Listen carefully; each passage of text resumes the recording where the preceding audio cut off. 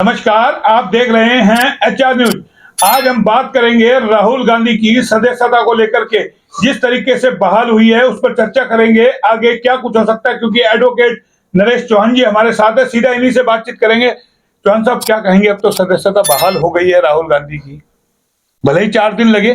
मोहनलाल जी, सबसे बड़ी बात तो राहुल गांधी की सदस्यता बहाली की जो है ना, जो न्यायपालिका का पक्षपात पूर्ण रवैया लोअर जुडिशरी से लेकर हाई कोर्ट तक, मतलब वो सामने आया है, वो बड़ा दुर्भाग्यपूर्ण है।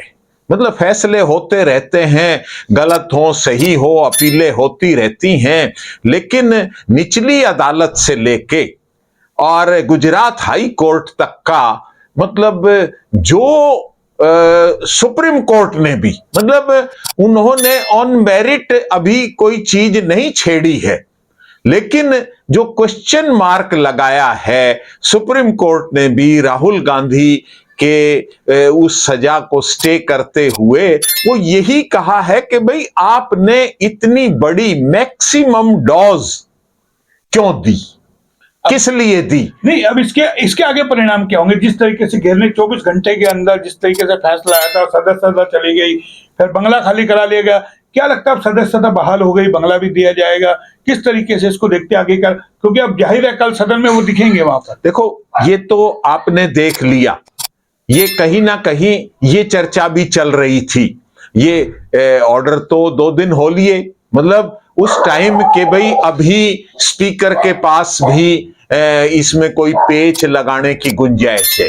लेकिन जब मामला, मतलब एक तानाशाह जो एक इतिहास गवाह है, मैं नहीं कह रहा, तानाशाह आदमी जो भी होता है ना, वो बहुत कायर और डरपोक होता है, उसमें कोई भी हो, मतलब उसकी जब तक डिक्टेटरशिप चलती है तब तक तो वो शेर है, और जैसे ही वो पंचर होने लगती है ना, फिर वो बहुत बड़ा कायर हो जाता है, और उसको फिर यूं समझो कि पीछे हटने दीवार ढूंढता फिरता है।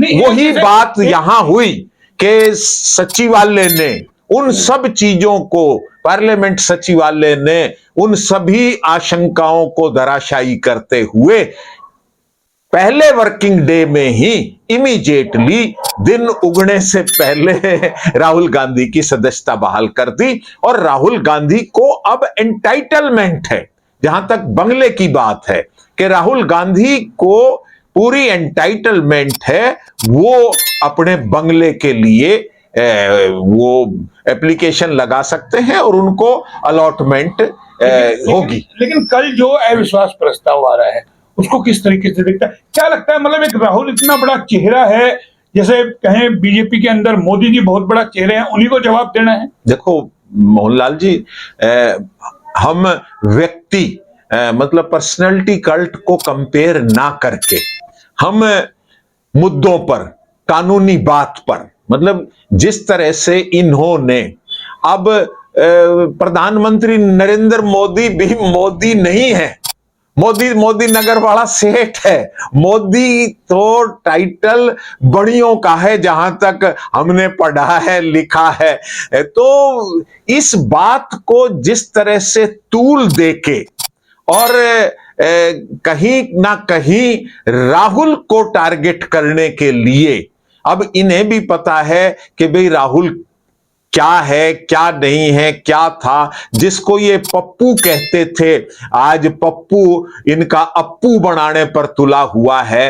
तो ये कहीं ना कहीं चीजें हैं। नहीं, ये विवाद जो मैं समझ रहा हूं, जो विवाद ये पनपा, ये कहां पनपा कि जैसे राहुल ने वो एक चित्र दिखाया जिसमें अडानी, मोदी जी, ये अडानी को लेकर के सवाल क्या कि रिश्ते क्या हैं? मोहनलाल जी देखो, बेटर सब जुडिशियर सुप्रीम कोर्ट में, वही पूछ रहा हूं, क्योंकि उन बातों को हमें ना तो डिस्कस करना चाहिए, डर हम बता रहे हैं पॉलिटिकल, इस बात को पकड़ के, क्योंकि एक विधायक इस तरह से कर रहा है, मतलब वो विधायक भी शायद मोदी बढ़िया या वो नहीं है उस चीज से, लेकिन एक जुडिशरी को, लोअर जुडिशरी को इन्फ्लुएंस करना, फिर सेशन कोर्ट को इन्फ्लुएंस करना और उसी ट्रैक पर हाई कोर्ट को अभी एक इन्फ्लुएंस और करना, सांसद को सजा ये हुई है।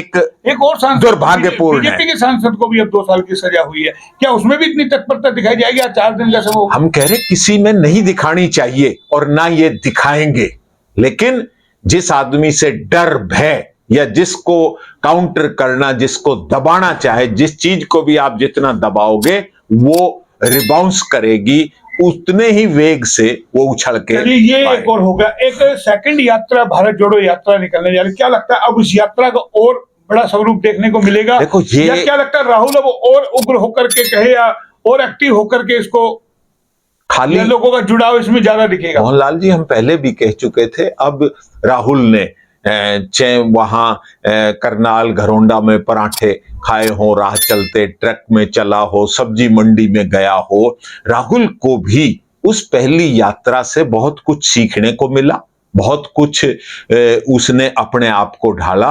और सेकंड यात्रा में भी इस बात पर डिपेंड करता है कि राहुल किस मेंटलिटी से, किस एप्टीट्यूड से और किस तरह का नेतृत्व उस यात्रा को प्रदान करेगा। लेकिन जिस तरीके से जो यात्रा में देखना मिला था, अच्छे परिणाम आए, उसके बाद कहें हिमाचल, कर्नाटक और अब आगे 3 राज्य के चुनाव है और गुजरात से ये यात्रा शुरू हो रही है, तो किस तरीके देखते हैं? मध्य प्रदेश का चुनाव है, राजस्थान का चुनाव है, छत्तीसगढ़ का चुनाव है, अगर इनमें भी बाजी मारते हैं तो क्या लगता है बीजेपी के लिए और टेंशन वाली चीज हो जाएगी? पहले ही राहुल गांधी उनके लिए परेशानी बने हुए हैं। देखो, हम हरियाणा में बैठे हैं, रेवाड़ी में बैठे हैं, बीजेपी के लिए तो हरियाणा से ही टेंशन रोज शुरू हो रही है।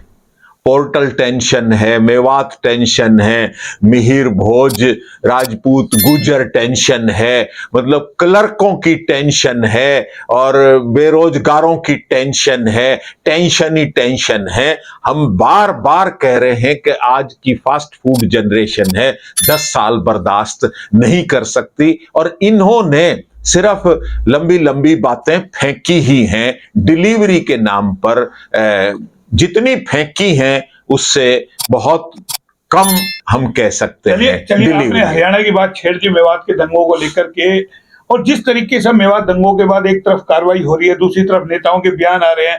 आज रेवाड़ी के पूर्व विधायक रणधीर सिंह कापड़ीवास ने प्रेस वार्ता की है, सांसद को कहा है कि इनकी मानसिकता ठीक नहीं है, इनका ट्रीटमेंट की जरूरत है।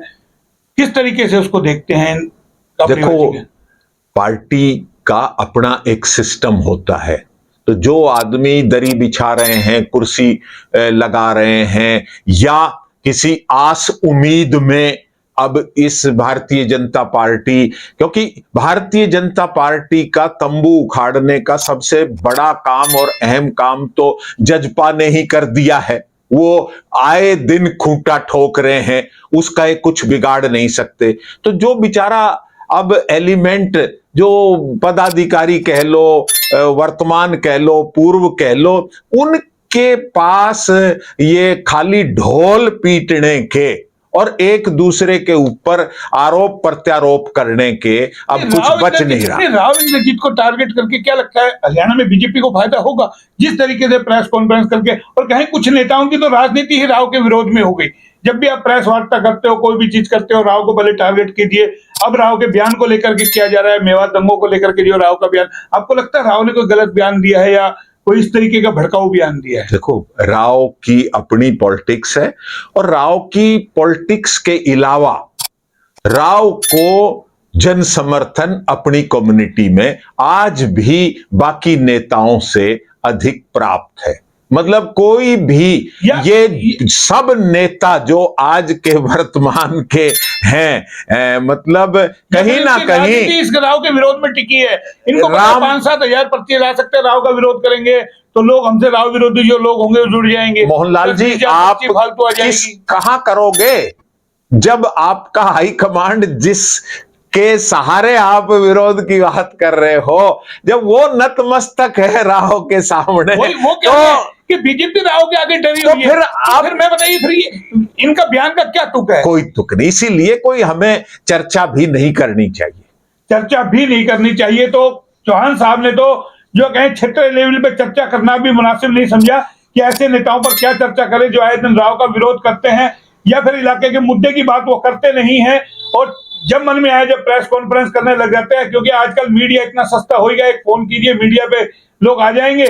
लेकिन जो टेढ़ा मीडिया होता है वो सवाल जवाब करता है, जो सवाल जवाब करता है तो उस नेता की सच्चाई सामने आ जाती है। और अब 2024 का चुनाव आ रहा है, बहुत सारे नेता मैदान में आएंगे जो अपने आप को टिकट का दावेदार बताएंगे, कोई किसी का विरोध करेगा, कोई किसी पे आरोप लगाएगा, कोई किस तरह की बात करेगा, ये तमाम चीजें सामने आएंगी। और आप हमारे साथ बने रहिए एचआर न्यूज पे, हम आपको ताजा पल पल का अपडेट देते रहेंगे इसी तरीके से, क्योंकि मेवात का जो दंगा हुआ वो कहीं ना कहीं चिंताजनक है। किस तरीके से राव ने साफ तौर पे कहा कि 75 सालों में आजादी के वक्त से लेके आज तक कभी ऐसे दंगे नहीं हुए, और ये हुए, ये शर्मसार करने वाले थे। और राव के बयान को लेकर के जिस तरीके से अब जो विरोध भाष देखने को मिल रहा है, तमाम लोग अलग अलग तरीके से प्रेस कॉन्फ्रेंस कर रहे हैं, ये जाहिर है कि अपनी राजनीति चमकाने का या कहीं ना कहीं दर्द उनके अंदर है कि राव के होते हुए इनकी राजनीति नहीं चमक रही है। और ये अब 2024 में देखना होगा कि राव के विरोध करने वाले किन किन लोगों की राजनीति चमकेगी या फिर वो धराशायी हो जाएंगे। फिलहाल इतना ही, फिर आएंगे किसी और खबर पे, तब तक के लिए